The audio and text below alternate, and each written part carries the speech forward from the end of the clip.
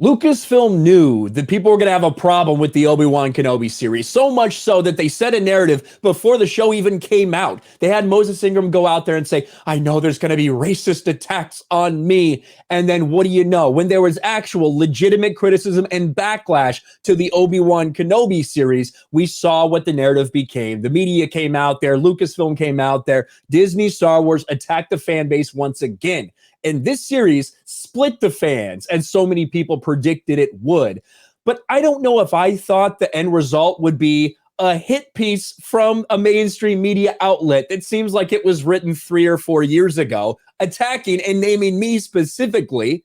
But that's exactly what we got from Salon. Now, I do have an archived version of this Salon article because I have no desire to give Salon clicks when they're trying to effectively get me deplatformed. But when you look at this article, you really can't help but laugh, because when you go through this entire fluff thing, the things that they reference, things like rewriting Ripley, a group of individuals who were completely blown out of the water because their research made no sense at all. It was completely and totally debunked. But that's the type of things that this author, Melanie McFarlane, references in this Salon hit piece. It is a joke, and it just shows that these people are retarded. And the people that are praising this article, they're even more stupid than that. Let's all stop ignoring the fandom menace. It's real, and it's winning. Attacks from the toxic side of Marvel and Star Wars fandom are a feature, not a bug, and may serve a darker side.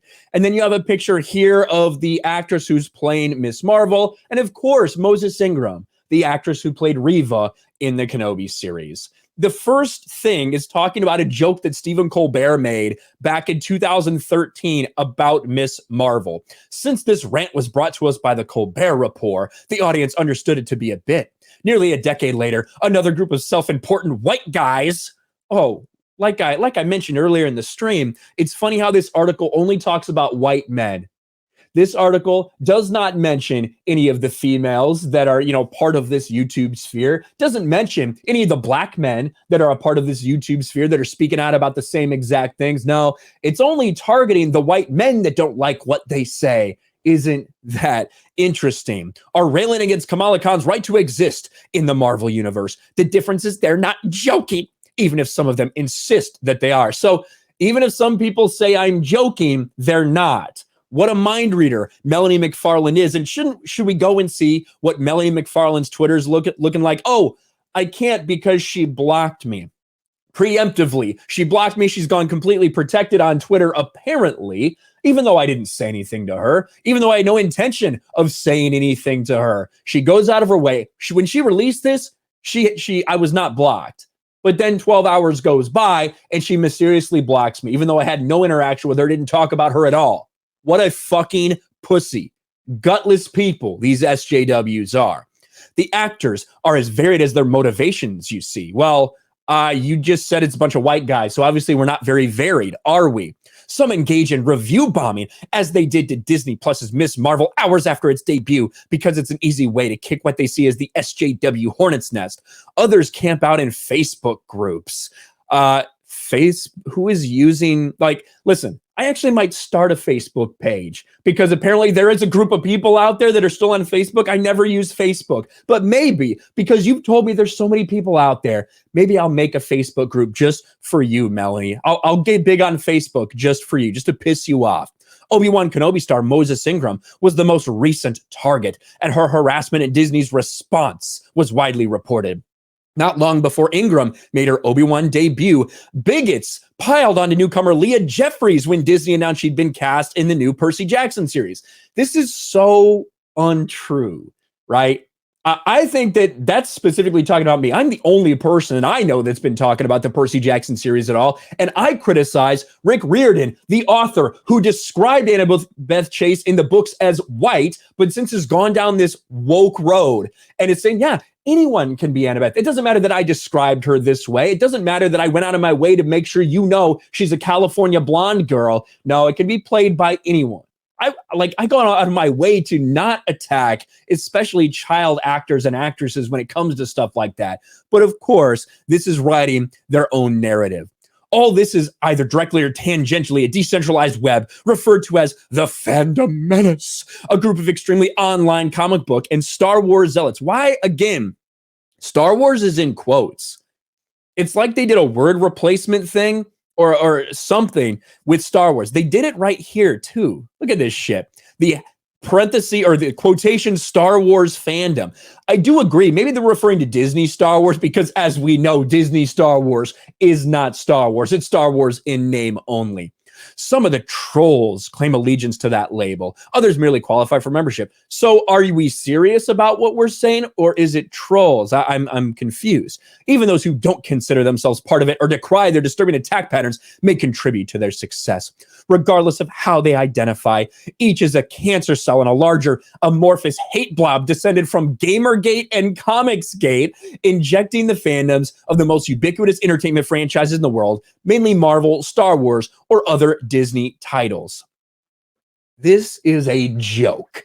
The fact that we are still talking about Gamergate, something that happened nearly a decade ago, and it's all you obsess about because you tried to weaponize that and it didn't work. You failed. It was part of the beginning of this kind of legacy media, this online media stuff that this person is taking part of. It's part of why that like establishment online media has been failing. It's why YouTubers are growing in popularity, because of the authenticism, because you can come here and know that what I'm saying is exactly what I fucking mean. These people might try to read more into it than is actually there, but that's why places like Salon, garbage outlets like this, it's why they're failing.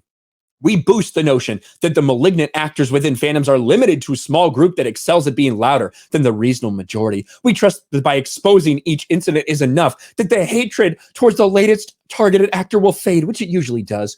We close the loop by expecting there will be another incident, already knowing the reason. It's easier to brace for impact than to examine what's motivating these people behind the hate campaigns. The attacks on Ingrams and Jeffries and the campaign devoted to downplaying their severity requires us to at least begin to grapple with where these campaigns begin and how in their own way may contribute to the larger political efforts to mainstream white supremacy and radicalize the disaffected. And there it is. This is the first part where she openly states in the article that she thinks that myself and others named here are white supremacists because that is all they can think. If you disagree with us about a movie, you're racist. If you disagree with us about a character, you're a homophobe. You're a bigot. You're an ist. You're a phobe. Now, just flat out saying white supremacy. These people are disgusting.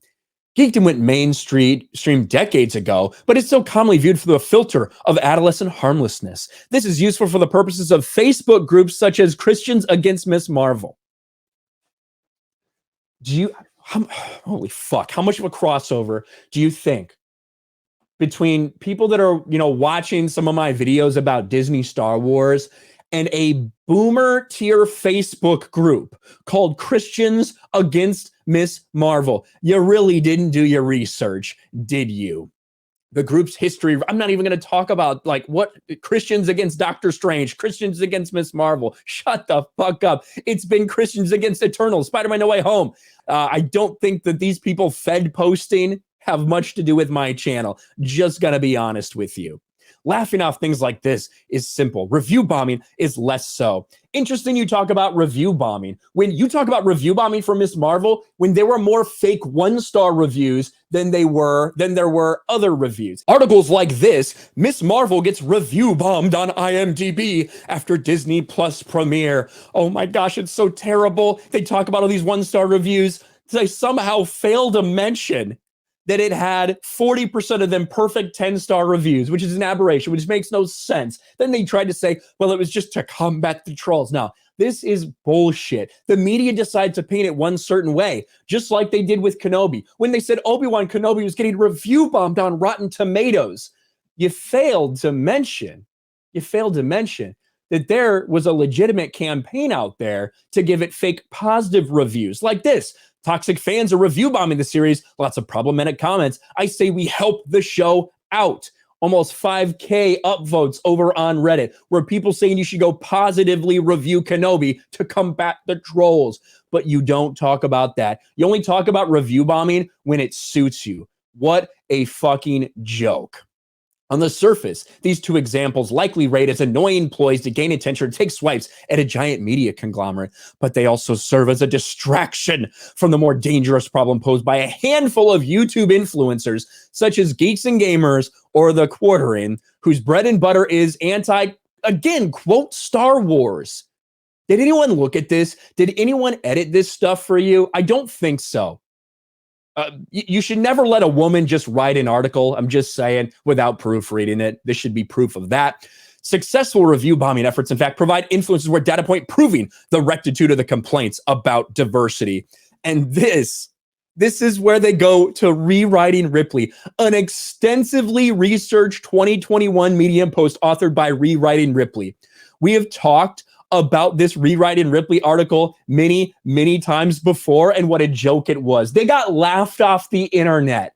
These people were supposed to do a bunch more podcasts. They got laughed off the internet because the data they collected, the stories they ran with, the parts of this article in this 71-minute article right here, a 71-minute read, were full of disingenuous garbage, so much so that these people disappeared off the face of the internet. That's how bad it was. That's what this is sourcing. Not a surprise. Everyone should read it to gain a greater understanding of how these figures profit off racism and misogyny in hidden ways that aren't obvious, but are not well hidden either. Geeks and Gamers and The Quartering, the YouTube vlogger moniker, yes, Jeremy Hambley, the vlogger, style themselves as pop culture gatekeepers. Individuals associated Geeks and Gamers. So you missed something there. Associated with Geeks and Gamers. Is that what you meant, you dumb fuck? Including its founder, Jeremy Griggs, and contributor, Ryan Kinel. Put my name in there. Please get my name in more articles like this so I can monetize, you stupid fucks. Also leveraging their brands as gateways to alt-right ideology. This has to be written in 2019. You just forgot to hit publish. Fandom menace, Gamergate, alt-right. What even is the alt-right anymore? Does anyone have any idea? Can anyone tell me of 5 individuals that are actually associated with the alt-right right now? Holy fuck, you people are dumb. This is talking about Jeremy's personal channel. That video is titled, "The Media is the Enemy of the People." You people are the enemy of the people. A favorite phrase of the 45th president. You can't even say the word Trump.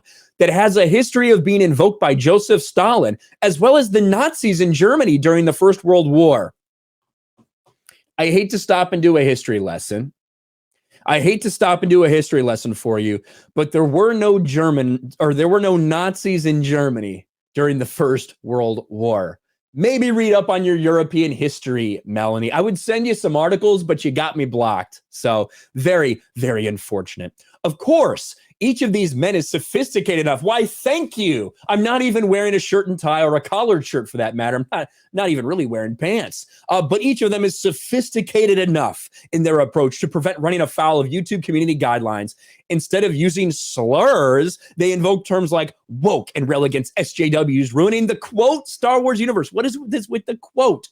None of them make specific calls for harassment or violence against the targets, the harangues which there isn't a woman of color to go after, and Amber Heard is in the news, tends to be Lucasfilm president Darth Kathleen Kennedy. So let me get this straight. We are so hateful and so bigoted. We're white supremacists. We're alt-right, but we don't actually violate YouTube terms of service. So we stay within the guidelines of YouTube terms of service. We don't harass people or tell anyone to harass anybody, okay? Importantly, they and others go out of their way to insist that none of their vitriol comes from a racist place and condemn violence. But such disclaimers tend to be adjacent to gaslighting or misinformation diatribes. Holy shit. So once again, I need to translate because this woman is an absolute low IQ idiot. I need to make sure I understand her. We follow YouTube guidelines. We don't call for harassment. Specifically, we say do not go and harass anyone like this. But by doing that, it's actually like a 4D underwater chess move that we actually want you to go after this. And even though we say that we're not racist, we actually are. Wow, Melanie, such great investigative reporting. No wonder you work for some place like Salon. Now, and I want to show this because they do have a tweet from me right here. And we know what Star Wars was doing. It's very clear that they set all this backlash up for Moses Ingram so they could rail against racist Star Wars fans and imply that if you don't like this, this must be why, and try to negate any and all valid criticism from this show. Here's a quote from me. We know Reva got a lot of backlash for her acting, for her spot in the story, for her importance, for everything she knew, for the continuity, a lot of different things. Kinel spews in a reaction video. I like that. I like that descriptor of me. Lucasfilm wants to paint anyone that didn't like this character as a racist because they continue to attack fans.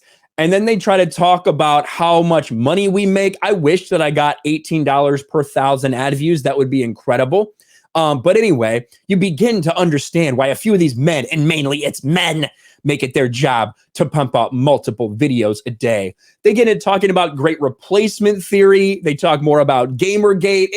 Look at how this is so stupid. This is so dumb. But again, it's from Salon, the same website that promoted pro-pedo material not that long ago. I don't think people have forgotten about that. But it was so funny to see them get destroyed and wrecked in real time. This article is a joke, but ironically, it pissed off the very people it was supposed to appeal to because they rightly said that we're winning. We are.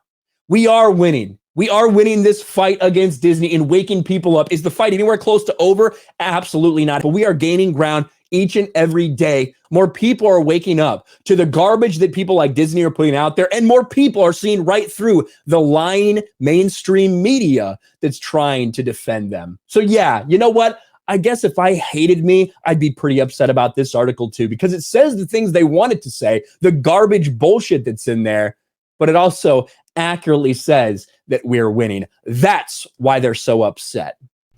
Thanks for watching, everyone. And a huge shout out to my patrons. I appreciate you guys so much. Want to follow me on Twitter or Instagram? Check out the description below. You'll find links to my P.O. box and my Patreon as well. And I'll talk to you guys later.